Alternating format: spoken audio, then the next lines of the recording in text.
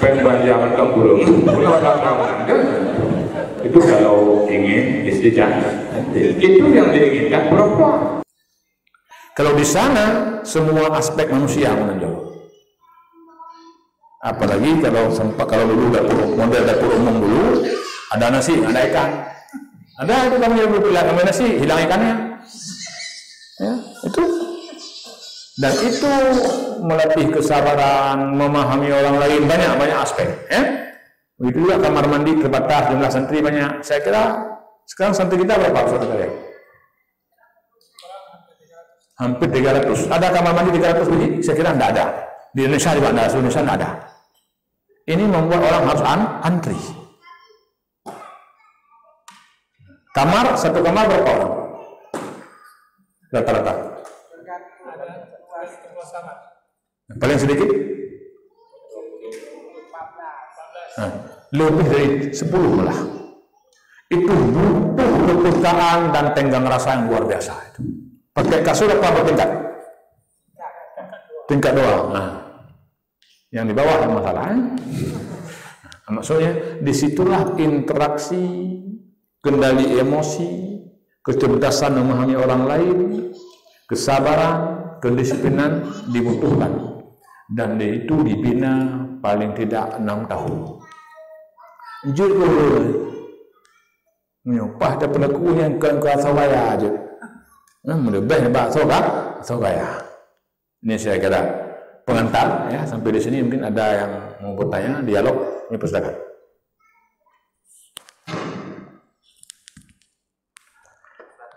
Ya, silakan.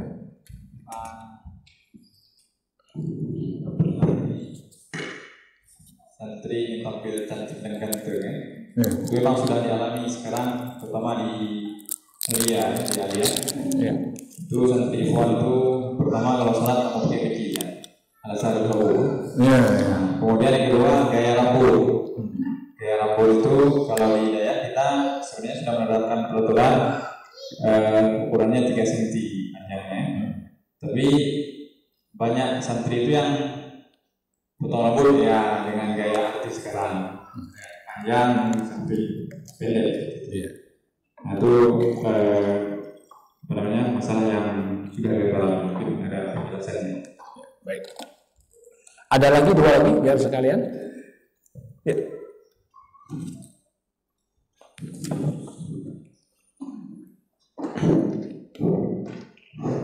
Bismillahirrahmanirrahim. Assalamualaikum warahmatullahi wabarakatuh.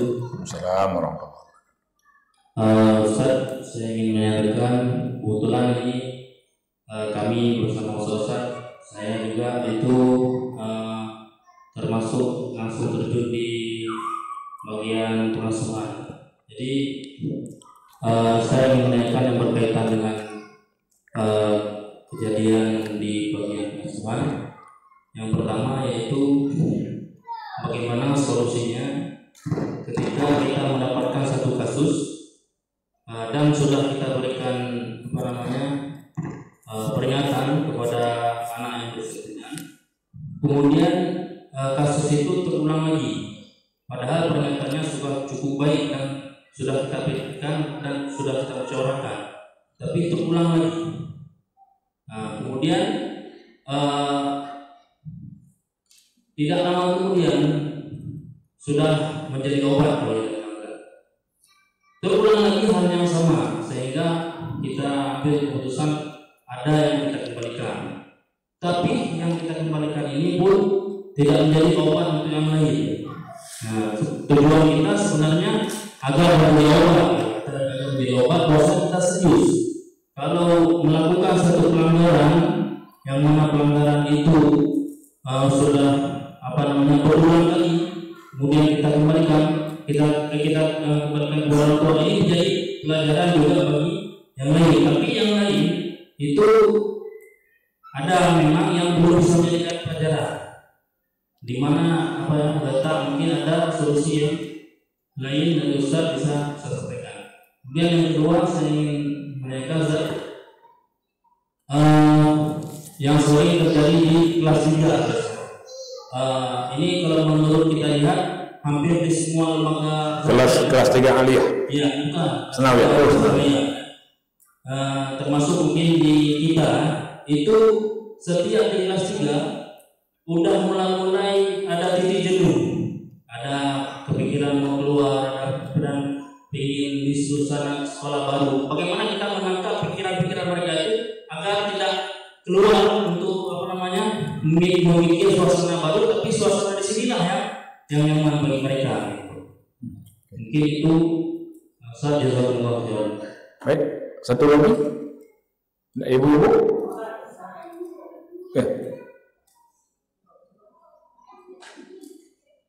Ibu-ibu ada? Oke. Bismillahirrahmanirrahim. Assalamualaikum.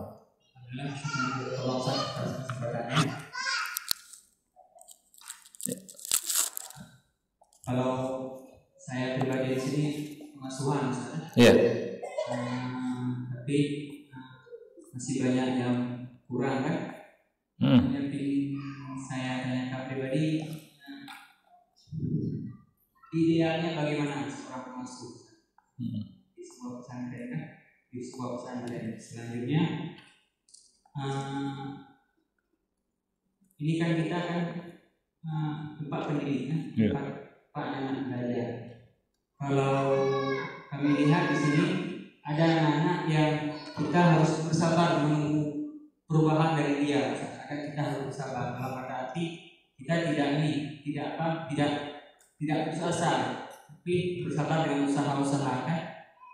Selanjutnya kami lihat di sini ada perkembangan santri yang tiba-tiba dia berbeda dengan kita, bukan berbeda dalam hal yang lain. Ini maksudnya berbeda ketika kesalahan anak, ada sombong dia ataupun bagaimana. Mungkin kalau saya pribadi lebih melihat ini ketika ada orang tuanya, ini terkait dengan orang tua, orang tuanya yang tidak suka dengan kita, dan itu dia menceritakannya di depan anaknya yang juga dia santri kita, sehingga saya lihat ataupun kami berpikir itu akan sangat berpengaruh kan kepada hubungan kita dengan dia. Itu seperti itu. Assalamualaikum warahmatullahi wabarakatuh. Ya, tadi. Ya, silakan. Ya. Assalamualaikum warahmatullahi wabarakatuh. Assalamualaikum. Cara menyikapi rasa minder terhadap diri. Kadang kita merasa kayak nggak layak mengajar. Misalnya terutama saya guru tahfiz, kan minimal setoran hafalan anak-anak. Kadang kalau melihat mereka setoran itu, apalagi misalnya model 5 juz kan sekali duduk, mereka tuh bisa seperti itu. Kenapa saya enggak? Akhirnya kayak timbul rasa minder, nggak percaya diri, sehingga merasa kayaknya saya nggak layak seperti itu, Pak. Oke, baik, terima kasih. Saya kira ini pertanyaan yang bagus-bagus. Pertama, potongan rambut.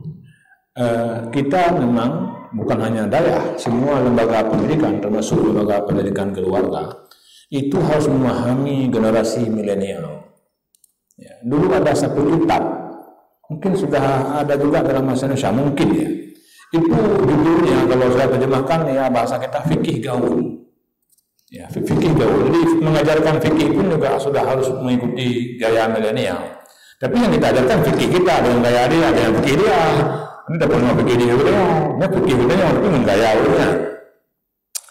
Misalnya contoh ya, cinta yes pacaran no, tahrah is beautiful.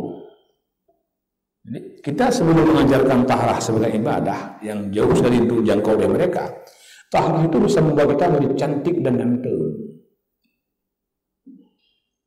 Nah, jadi kalau kenapa tahrah menjadi cantik dan ganteng? Karena begini-begini. Jadi itu justru mendorong guru atau Dayah itu memperdalam ilmu saintifik untuk menjelaskan agama yang rasional untuk semua usia, khususnya usia talabah yang sanawiyah dan aliyah.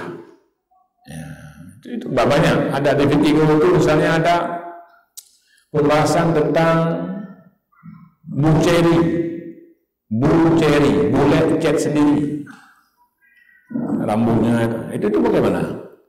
Jadi tema-tema fikih itu sekaligus untuk menjawab kebosanan tadi, ya, sampai dikatakan pendahnya itu harus didinamisasikan, mulai dari materi ajarnya, metode mengajarnya, dan model pembelajaran yang diberikan, termasuk suasana lingkungan, ya, suasana dayahnya, suasana kelasnya, suasana pondoknya. Misalnya posisi lemari, posisi ranjang, mulai pertama dia masuk sampai 20 tahun begitu posisinya, tidak ada perubahan tata ruang. Padahal di tempat-tempat maju yang pernah saya datangi itu, ketika mendesain itu memperhatikan bagaimana pengaruh desain bangunan dan tata ruang terhadap perilaku orang yang menghuni di situ. Kenapa rumah Aceh pintunya rendah? Supaya siapa yang masuk ke rumah itu berperilaku seperti perilaku bangunan, menunduk untuk menghormati orang yang ada di dalam. Harus menunduk, jangan bisa tegak ini dengan kesombongan masuk ke rumah. Kemudian ruang tamu dengan pintu keluar masuk anak itu tidak boleh sama untuk mempengaruhi perilaku anak dalam menghormati itu. Nah, ini harus sudah mulai dipikirkan bahwa desain arsitektural atau planologi tata ruang dayah, karena ini belum menjadi perhatian dayah sebenarnya di seluruh Indonesia, itu harus menjadi bahagian dari kurikulum untuk mendidik talabah. Desain dan tata ruang, bukan hanya gedungnya, bukan hanya tata letak gedungnya, tapi desain suasananya, ya. Contoh, saya diajarkan dulu, ada seorang guru besar di UGM dulu, sekarang sudah pensiun tapi masih hidup, ya, Profesor Zilianggi. Itu dia guru filsafat UGM, namanya itu Zilianggi. Waktu saya pertama nyampe ke Jogja, saya ikut training kesadaran pembelajaran, ya. Di antara yang diajarkan kepada saya sebagai mahasiswa waktu itu, tidak boleh meja belajar menghadap tempat tidur. Tidak boleh. Kalau meja belajar menghadap tempat tidur, lebih cepat muncul keinginan tidur ketimbang keinginan belajar. Lalu bagaimana? Meja belajar harus menghadap jendela. Itu pengaruh psikologis. Kalau enggak usah talabah lah, ustaz-ustazah coba. Meja belajar menghadap tempat tidur. Kemudian tes menghadap jendela. Apalagi di luar ada penghijauan, pohon-pohon hijau.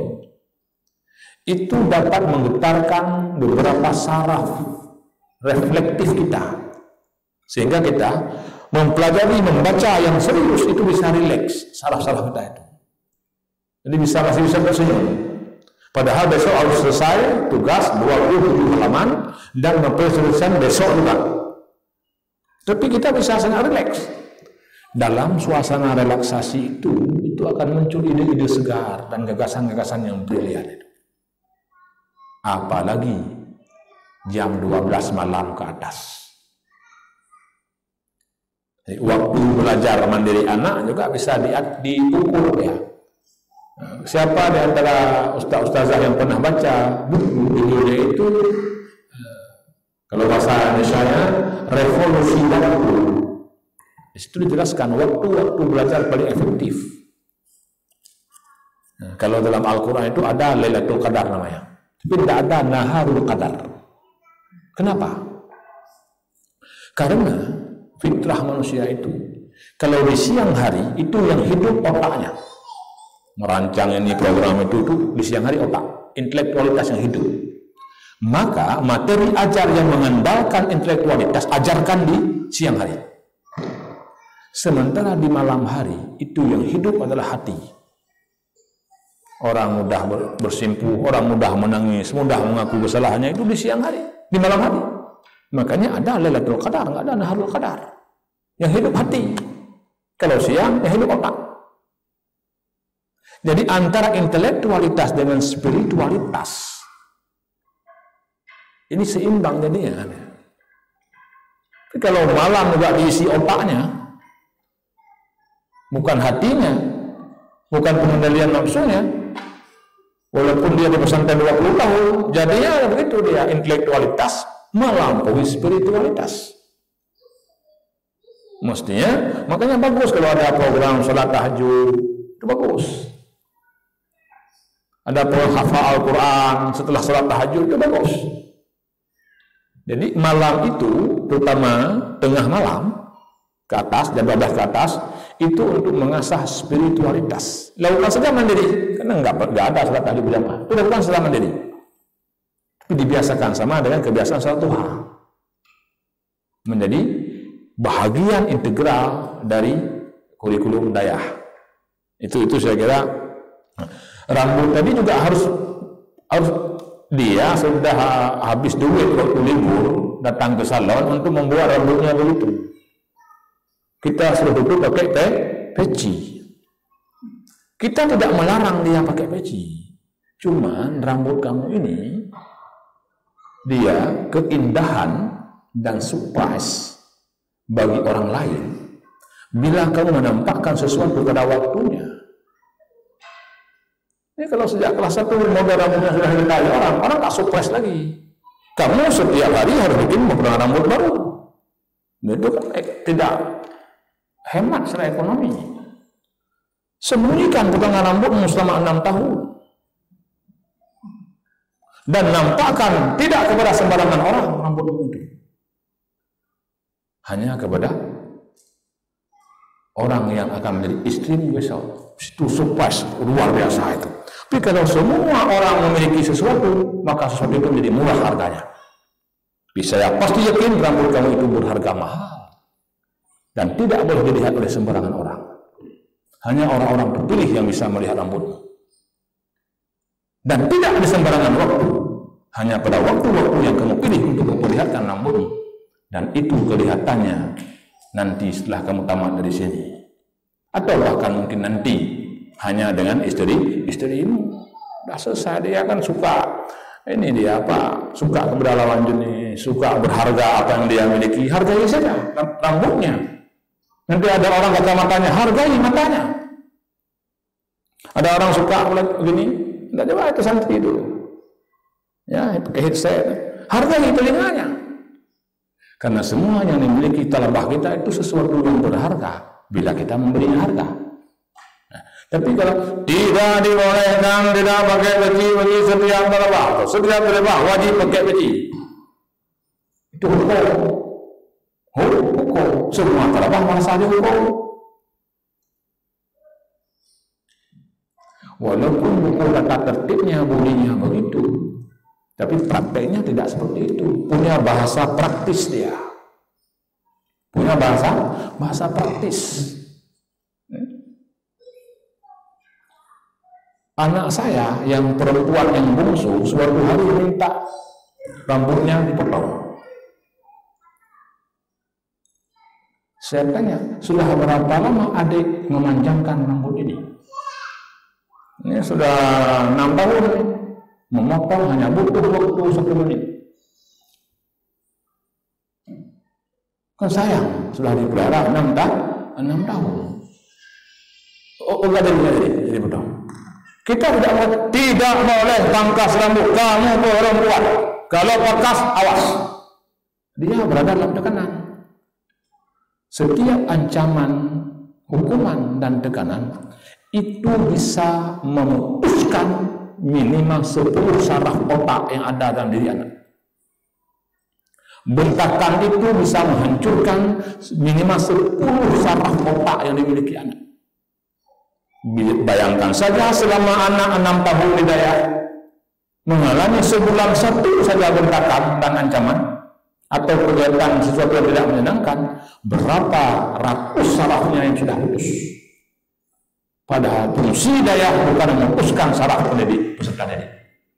Fungsi daya adalah menyegarkan saraf-saraf peserta didik supaya dia bisa menjadi lebih baik intelektualitasnya, spiritualitasnya, dan emosionalitasnya. Itu tentang peci tadi.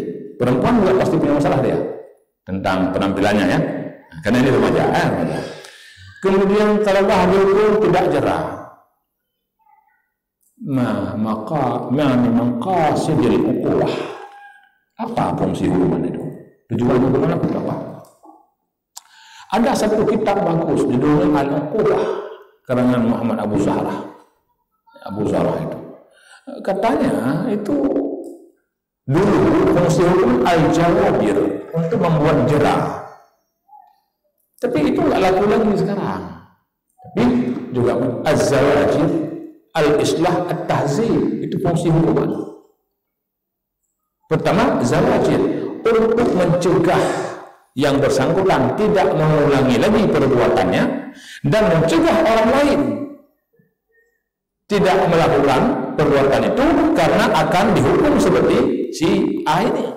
Itu zawajir khas dan zawajir ammah. Tujuan khusus, preventif khusus untuk pelaku tidak mengulangi lagi, dan preventif orang lain juga jangan sampai mengulangi perbuatan yang sejenis karena diberikan ganjaran hukuman. Tapi yang paling penting yang jarang dipakai adalah tujuan hukuman yang ketiga dan keempat, yaitu al-islah wa tahzib.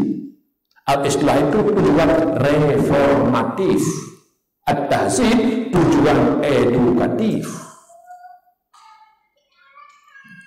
Kebetulan istri saya sedang riset ya tentang manajemen pengasuhan ya, di daerah Arun dan Al-Muslimun ya, pendekatan psikologi itu ada beberapa temuan bagus ya, yang bisa mungkin diterapkan ya, oleh daerah-daerah lain termasuk Kotaku ini.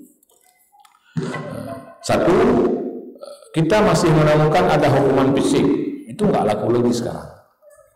Ini kan tahun 2020 ya. Saya di MATK tahun 91, 92, 93. Pernah suatu hari semua orang di kelas kami tidak ikut belajar tutorial sore karena nonton Persiraja Banda Aceh. Semua ketahuan, semua dihukum. Hukumannya menulis karangan dalam bahasa Inggris 7 halaman, bahasa Arab 7 halaman. Sebodoh-bodohnya penulis. Kalau 7 halaman menulis bahasa Inggris, pasti ada lebih 100 kosakata baru bertambah. Begitu juga bahasa Arab. Itu sebodoh-bodohnya penulis. 7 menyelesaikan hal-halnya, dan setiap halnya 70 kalimat, dan setiap kalimatnya 30 kata. Maka ada berapa ribu kata dalam bahasa Inggris dan berapa ribu dalam bahasa Arab. Itu hukuman edukatif. Setor hafalan. Yang kedua, reformatif dan edukatif ya. Nah, ini tujuan penghukuman. Kalau kita pernah memberi sanksi kepada talabah dan talabah belum berubah, yang harus kita koreksi, apakah sanksi yang kita berikan itu tepat, cocok, sesuai atau tidak. Itu satu. Koreksi kedua, harus ada keseimbangan antara reward dan punishment, antara hukuman dengan ganjaran. Saya kira di sini mungkin sudah ada itu ya. Di Al-Muslimun itu ada buku pahala dosa itu. Ya? Si A bersalah, tidak menyetor hafalannya misalnya, dan kesalahan tidak menyetor hafalan di buku panduan kepribadian itu kesalahan dengan skor 20 misalnya. Oke. Lalu dia bulan depan menghafal melebihi yang kita inginkan, dan bila kelebihannya itu sama dengan 1 juz, nilainya adalah 20, maka dia kafaratnya seimbang.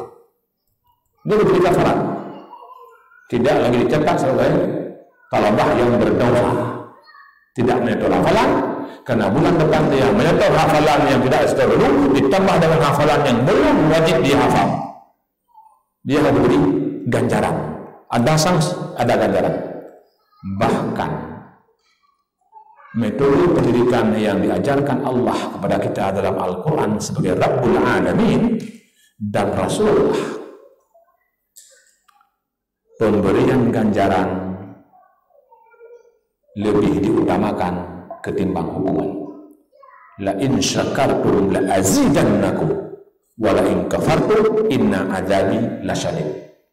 Kalau kita bersyukur, tugas ditambah nikmat berlipat ganda. Kalau kufur, tidak diancam, hanya diberikan informasi. Sesungguhnya azabku itu pedih. Tidak diancam. Mestinya kan, siapa yang kufur, masuk neraka. Siapa yang kufur, akan aku azab dengan azab. Entah, inna azabi lasyadid. Hanya bersifat informatif, tidak instruktif. Tapi itu sudah cukup untuk menggetarkan hati Rasulullah, hati para sahabat, hati orang-orang itu sudah cukup itu. Nah, saya punya pengalaman. Kenapa ini penting, reward and punishment ini? Tahun 2000 sampai 2006 pada 2007, saya mengajar mahasiswa dengan ancaman. Pertemuan pertama, aturan kuliah dengan saya. Salah satunya, barang siapa yang datang terlambat lebih 15 menit, silakan tutup pintu ruang kuliah dari luar. Memang semua mahasiswa datang tepat waktu, tapi dalam suasana takut. Oke? 2006 kemarin saya rubah caranya, bukan dengan ancaman. Barang siapa yang masuk kuliah saya tepat waktu, saya beri bintang 100. Dan barang siapa berhasil mengumpulkan 1000 bintang, saya pastikan nilainya A. Mereka semua datang tepat waktu, tapi dengan perasaan senang. Beda. Barang siapa yang pulang ke rumah tanpa pemberitahuan, akan dipanggil dan lapor kepada orang tuanya. Mungkin dia tidak pulang, tapi dia pulang. Kenapa? Karena kita suka mengancam. Robah dengan memberikan ganjaran.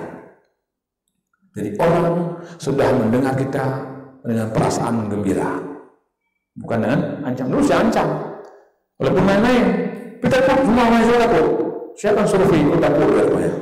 Kalau kuliah dengan saya jangan pernah berharap nilai A, karena A itu untuk dosen, B untuk asisten. Paling tinggi Anda sih. Paham ya? Ini saya bilang dari awal supaya Anda jangan ekspektasinya sangat tinggi, nanti kecewa. Dan barang siapa yang tidak siap menerima nilai tertinggi C, dan itu hanya satu kelas paling 2-3 orang atau kelas tadi, maka sekarang saya beri kesempatan untuk membatalkan mengambil mata kuliah saya, ambil mata kuliah lagi. Ini semua. Orang dalam ketakutan itu tidak akan lahir hal-hal yang cemerlang, gagasan-gagasan yang brilian. Tapi kalau kita mulai kuliahnya, Anda semua yang ikut hitung, ikut final, buat tugas, C sudah ada di tangan. D dan E haram untuk Anda. Sekarang Anda tugasnya hanya menjadi B dan A. Lain perasaannya itu. Maksudnya sama, caranya lain. Sama seperti mahasiswa bikin tesis dan apa itu skripsi, bimbing dia. Ini Anda ini salah semua, ini harus perbaiki semuanya. Ini rumus masalah berapa kamu? 5 tahun dia baru balik lagi. Padahal tujuan sama, tapi kita bilang ini sudah bagus. Ini cuma rumusan masalahnya, mau Bapak begini.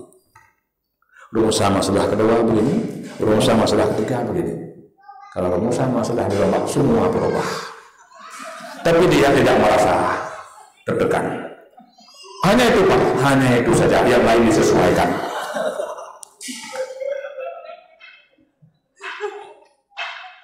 At-turuqu ahimmatu minal maddah. Cara itu kadang-kadang lebih penting daripada isinya.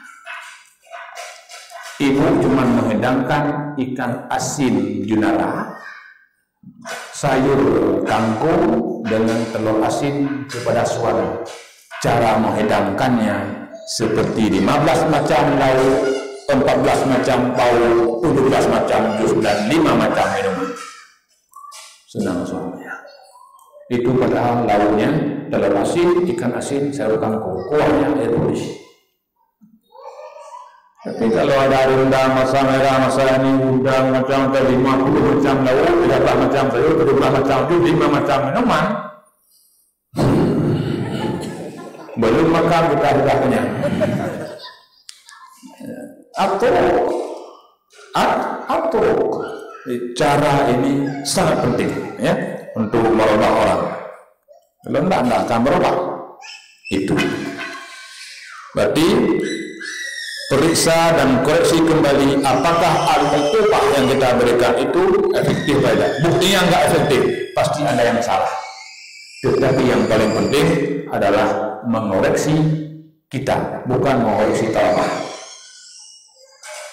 Bukan menyalahkan talabah, tapi kenapa mereka tidak berubah? Sudah 3 kali dihukum, kenapa tidak berubah? Karena kita waktu menghukum mungkin tidak bertanya mengapa dia berbuat salah. Pertanyaan karena ada profil pengasuh yang ideal. Pengasuh dan pendidik ketika merespon kesalahan anak didik, yang penting bukan kesalahan apa yang mereka lakukan, itu tidak penting. Yang penting mengapa mereka berbuat salah, itu harus dijawab itu. Kalau belum bisa menjawab itu, jangan coba-coba beri sanksi kepada peserta didik. Mengapa mereka berbuat salah, itu harus ditanya itu. Kalau istrinya misalnya suka sama laki-laki, kenapa dia suka sama laki-laki lain padahal ada laki-laki ini di rumah? Lalu tanya itu. Apalagi rumput tetangga lebih hijau dari rumah sendiri. Mengapa? Mengapa dia bersalah, berbuat salah itu mengapa itu? Itu kalau belum bisa menjawab itu, kita tidak punya hak untuk memberikan obat. Karena kita belum menemukan apa penyakitnya dan kenapa dia sakit. Makanya mengapa itu sangat penting. Kalau belum bisa jawab mengapa, kita tidak punya hak apapun terhadap peserta didik itu. Dan itu perlu dialog yang nyaman. Ya, perlu dialog yang nyaman. Banyak sekali. Ya, misalnya ini pengalaman anak saya saja, karena dia hidayah kan. Setiap saya berkunjung, saya akan memanfaatkan waktu bukan untuk makan-makan. Makan-makan hanya media. Tapi saya akan memanfaatkan waktu untuk menggali informasi sebanyak mungkin apa yang dia alami seminggu ini. Jadi apa? Ya. Nah, kaca ya, itu dia namanya. Ya, baik. Ya. Nah. Jadi harus dicari informasi. Kenapa anak ini berbuat salah? Dan itu butuh kelihayan tertentu. Tidak mungkin kita langsung tanya, kenapa kamu berbuat salah? Itu langkah pertama kita memojokkan dia. Tapi bagaimana perasaanmu sekarang ini? Itu pertanyaan yang lebih memanusiakan dia. Saya sekarang sangat marah sama itu. Kenapa marah? Siapa yang kamu marahi? Marah sama siapa? Oh, sama mengapa? Gali sampai habis. Jangan bertahun-tahun. Kamu ini sudah menanggap pasal segini. Kita bukan hakim, kita pendidik. Kita bukan polisi, bukan jaksa, bukan hakim. Kita ini pendidik. Pendidik itu dia sangat sedikit kalimat hukum di mulut pendidik. Yang banyak adalah kalimat memperbaiki, bukan kalimat menghakimi atau menghukumi. Di kalimat memperbaiki. Ada banyak masukan itu. Itu baru satu anak, saya tanya anak saya. Saya tanya sama anak orang yang dayanya sama dengan anak saya. Kita mengenal siapa guru yang dia favoritkan, siapa guru yang dia benci, tidak guru waktu di kelas, tidak guru di luar kelas. Kita tahu persis bahwa santri-santrinya diwajibkan berbahasa Arab dan bahasa Inggris, pengasuhnya nggak bisa bahasa Arab, nggak bisa bahasa Inggris, tahu. Kenapa? Karena kita sebagai pendidik harus tahu informasi tentang peserta didik sebanyak mungkin. Jangan sampai anak didik tahu banyak informasi tentang kita. Kita harus tahu banyak tentang dia. Dia udah 3 kali terlambat masuk sekolah, kelas. Jangan di depan temannya. Ketika dia sendiri, coba tanya kenapa dia terlambat masuk. Bisa jadi dia bersalah. Bisa jadi Anda informasi yang kita tidak tahu. Seandainya kita tahu, nanti kita kasih anak-anak ini. Saya ingin menjelaskan bahwa cari informasi tentang talabah sebanyak mungkin itu kita. Jangan talabah yang mencari informasi sebanyak mungkin tentang kita. Karena kita yang harus banyak mengenal mereka. Bukan mereka yang banyak mengenal kita. Kemudian talabah. Apa? Orang tua menceritakan kejelekan gurunya. Mungkin saya pernah cerita sama Ustaz Zakaria kejadian yang dialami putri saya. Ya? Apakah kemudian kita harus menjelekan guru? Itu sangat pantang. Sangat pantang. Walaupun guru itu menurut ilmu kita melakukan kesalahan besar terhadap anak kita. Tapi jangan membela anak di depan anak dan menyalahkan guru. Itu bukan tindakan yang bagus, dan hal ini harus terus-menerus diberitahukan kepada orang tua. Kenapa? Karena pengasuh, menurut pandangan saya, itu adalah orang tua ketiga setelah bapak dan ibunya di rumah.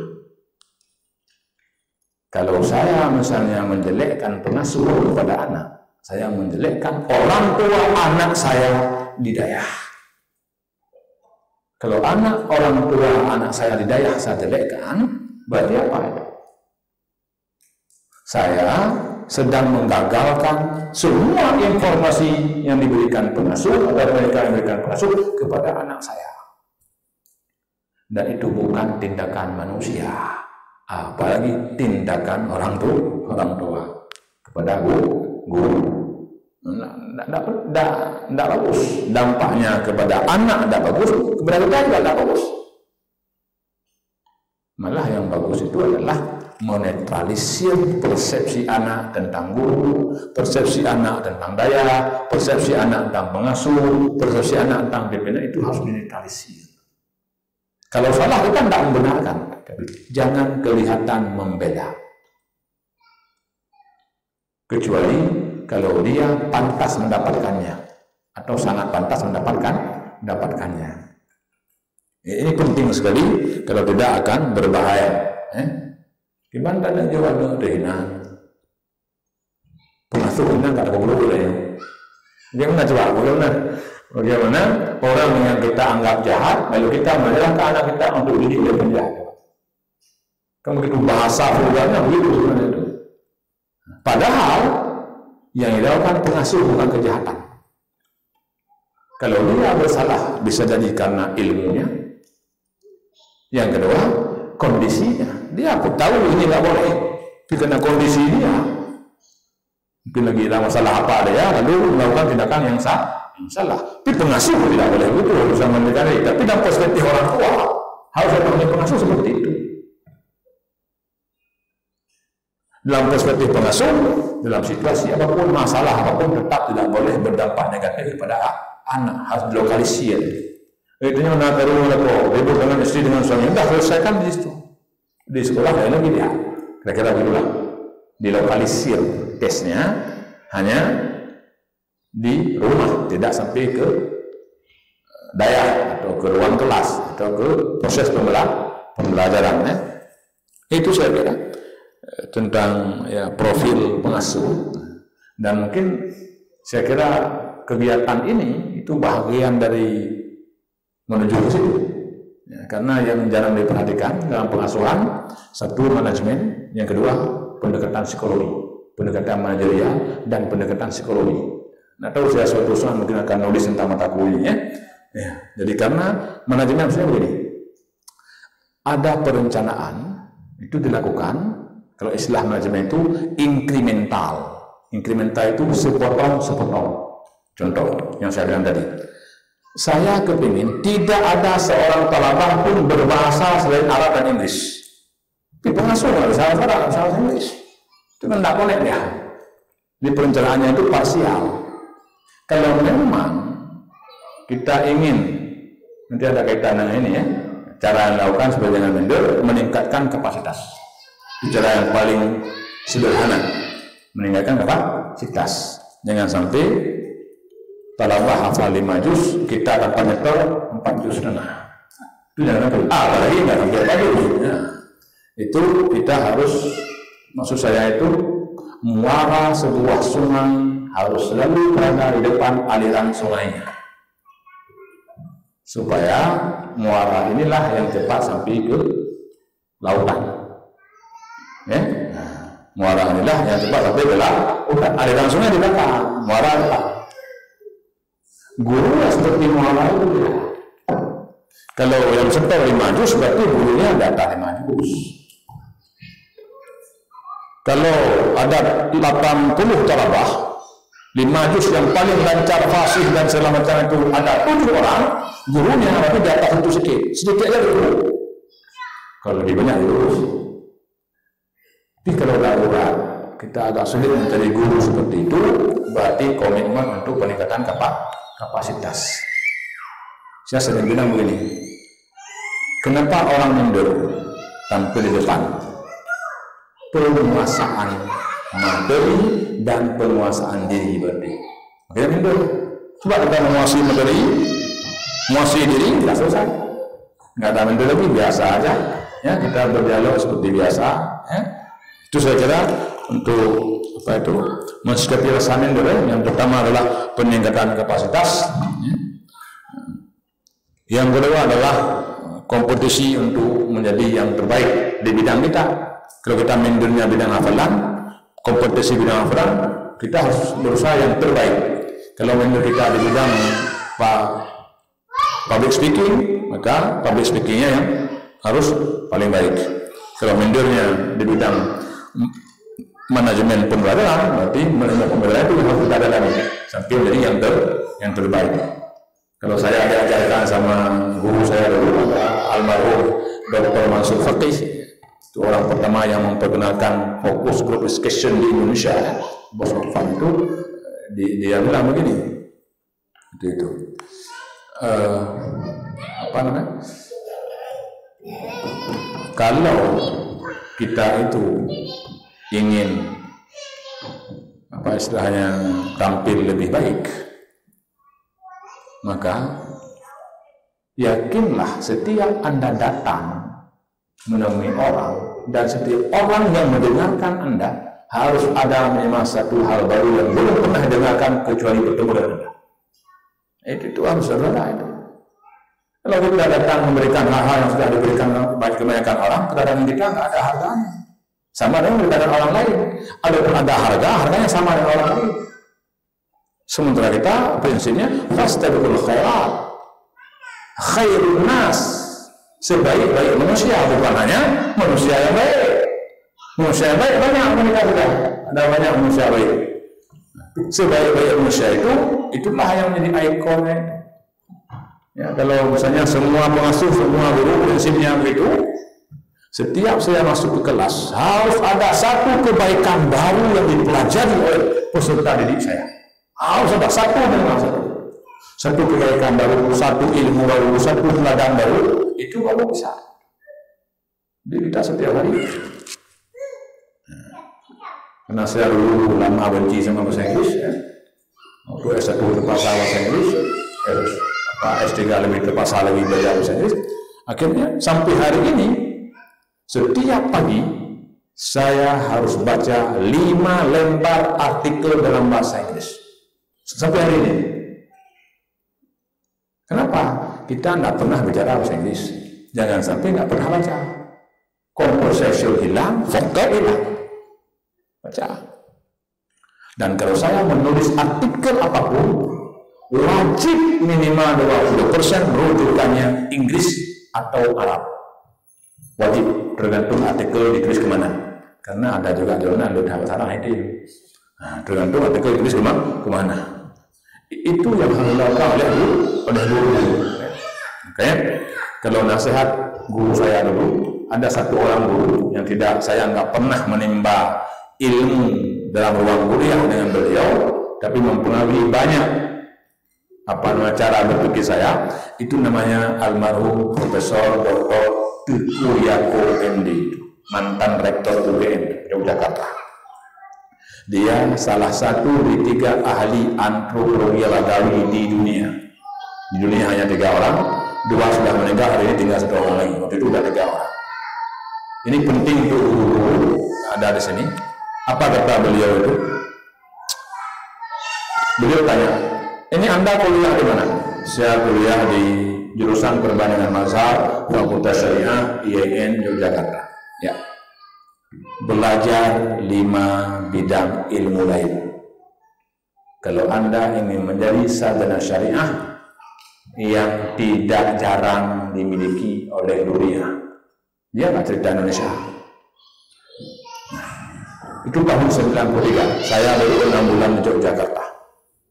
Yang bertemu ke rumahnya, dan rumah dia didapati oleh semua orang Aceh itu bertemu, termasuk orang tua Aceh. Apalagi kami masih anak-anak muda. Masukan dia itu, lalu saya belajar tahun pertama di Jogja. Kebetulan sambil kuliah di IAIN, saya kuliah di psikologi UGM. Sampai tamat materinya yang tidak ada cuma skripsinya, karena sudah ketemu dengan dia itu ya. Yang saya dalami tahun pertama itu adalah ilmu sosiologi dan politik. Tahun kedua saya mendalami ilmu antropologi dan budaya. Tahun ketiga mendalami ilmu sastra, dan tahun keempat mendalami ilmu eksakta, khususnya ilmu kesehatan. Terimanya dengan begitu, itu dunia mereka. Nah, ini panggung ini ke sini dunia mereka, kita dunia ini ya, lain dunianya. Ya, memang itu lagi waktunya. Waktu ibu ke sini itu lupa lagi ya. Saya baru menyadari 5 bidang ilmu ini. Arti tahun pertama sosiologi politik, kalau libur semester teman-teman saya pulang kampung ke Palembang, ke Aceh, ke Papua, kayak gitu, saya libur semester menemui minimal 20 doktor dan profesor bidang sosiologi dan bidang politik yang ada di Yogyakarta. Dan itu gratis, karena kita bertemu ke rumahnya. Ketika mendalami ilmu antropologi dan ilmu budaya, setiap libur semester kita minimal dapat 20 orang, itu paling sedikit itu. Karena libur semester sampai 2 bulan. Masa registrasi, masa daftar ulang, masa libur sendiri, itu bisa sampai 2 bulan. Kita bisa bertemu 20, tapi pengalaman saya bisa bertemu 35 orang paling sedikit setiap semester. Dan selama 4 tahun ada 8 semester. Berarti ada sekitar 300-an profesor dan doktor di bidang ilmu ini sempat kita temui dan bertemu dalam waktu yang relatif lama. 1 jam paling singkat, kadang-kadang 2 jam, kadang 3 jam. Dan selalu diberikan hadiah buku karangan mereka. Kalau ini ditularkan kepada ustaz-ustaz yang ada di sini, yang ahli hifdzul Quran mendalami 5 bidang ilmu lain atau 3, maka insya Allah saya kira minder itu hilang. Bahkan manfaat yang diberikan kepada para ulama akan lebih besar. Bahkan manfaat kepada ustaz dan ustazah yang lain atau lembaga pendidikan. Baik, yang terakhir yang saya ingin sampaikan, semua lembaga pendidikan termasuk daya itu perlu knowledge sharing, pertukaran ilmu. Tapi yang saya maksud adalah ilmu apa yang ustaz-ustazah punyai yang sudah diberikan ke mataku, itu ilmu apa? Yang sudah diberikan ke lembaga bernama Mataku Utsman bin Affan. Itu harus kita tanya terus dan kita tambah terus ilmu apa yang harus kita beri. Jangan sampai kayak kampus, kalau kampus itu banyak orang-orang ahli, ilmunya keluar kampus semua diberikan, dalam kampus nggak ada. Ini semua sumber daya yang ada daya ini, dia sharing knowledge-nya itu kepada rakyat. Apakah ilmu tafsir, apakah ilmu hadis, apa tauhid, apa akhlak, apa suluhi, apa ilmu-ilmu lain yang bermanfaat, itu kontribusinya untuk membesarkan daya itu sebesar apa? Dan harus terus meningkat walaupun 1%. jangan statis, terus meningkat. Ini sharing knowledge inilah yang membesarkan lembaga. Itu kalau Win Syarif itu kenapa besar? Karena rektornya mengumumkan kepada dosen-dosennya, silakan cari riset di luar, karena di kampus sedikit kali uangnya, hanya 2 miliar. Cari keluar, tetapi 10% sumbang kampus anggarannya, itu bisa dapat ratusan miliar. Dan 10% 100 miliar adalah 10 miliar. Bisa disumbang ke kampus. Kita sumbang ilmu. Kita nggak cerita sumbang dana, sumbang ilmu. Di sharing knowledge ini bisa dilakukan antar ustadzah atau ustadz maupun antar ustadz dan ustadzah dengan daya, dengan lembaga daya, dengan yayasan. Kita telah menyumbang ilmu apa di tahun ini, dan telah menyumbang ilmu apa di tahun lalu, dan akan menyumbang ilmu apa di tahun-tahun yang akan datang. Itu pertanyaan penting. Jangan sampai sudah 4 tahun kita di sini, ilmu kita belum bertambah, kita berharap ilmu nanti bertambah. Itu namanya kena hadis ayatul munafik. Ilmu kita harus bertambah supaya kita punya hak untuk mengharapkan ilmu bertambah. Kalau bacaan kita belum bertambah, kita tidak punya hak mengharap bertambah bacaannya. Kalau saya dulu pertama mengajar, punya komitmen. Kalau saya mewajibkan kepada mahasiswa membaca 10 referensi, maka saya harus membaca 10 kali yang saya perintahkan kepada mahasiswa. Berarti 100 referensi. Kalau 100 referensi kita masuk ke kelas untuk satu mata kuliah, bebas dari ketakutan, insya Allah, bebas dari keminderan. Karena kita bisa memberikan banyak hal kepada mahasiswa kita. Kalau kita orang-orang yang bahagia karena memberi, maka semakin banyak yang kita pelajari, maka kita akan semakin bahagia. Tapi kalau kita bahagia dengan meminta dan menerima, maka semakin banyak yang kita terima, itulah yang membuat kita bahagia. Kita tinggal pilih saja, pilih yang mana, ya, memberi atau menerima. Menerima atau memberi izin kepada bapak untuk nikah lagi, nah, bahagia. Itu bahagianya. Kalau menerima, ya begitu derajatnya, tapi tangan di bawah boleh berapa. Ya, saya kira itu karena waktunya sudah tiba. Mudah-mudahan bermanfaat kepada kita semua. Terima kasih atas perhatian, mohon maaf atas segala kekurangan. Kita semua berdoa dan saya berdoa supaya daerah ini akan menjadi ikon yang punya profil yang berbeda dengan daerah-daerah yang lain. Kenapa? Karena distingsi ini menunjukkan kuantitas dan kualitas kebutuhan umat terhadap daerah. Kalau ada yang berbeda, apalagi yang berbeda itu yang langka dan sangat dibutuhkan. Perlu distingsinya, itu sangat perlu. Kalau di akred ditanya, kalau di akreditasi selalu ditanya, apa distingsi daerah ini dengan daerah-daerah yang lain. Dan kalau tak salah teman ini yang punya model begini ya, yang tidak ada sekolah kan, itu ada kebutuhan seperti itu. Kalau di Jawa ada daerah kejuruan, dan kita sudah dibagi juga daerah kejuruan.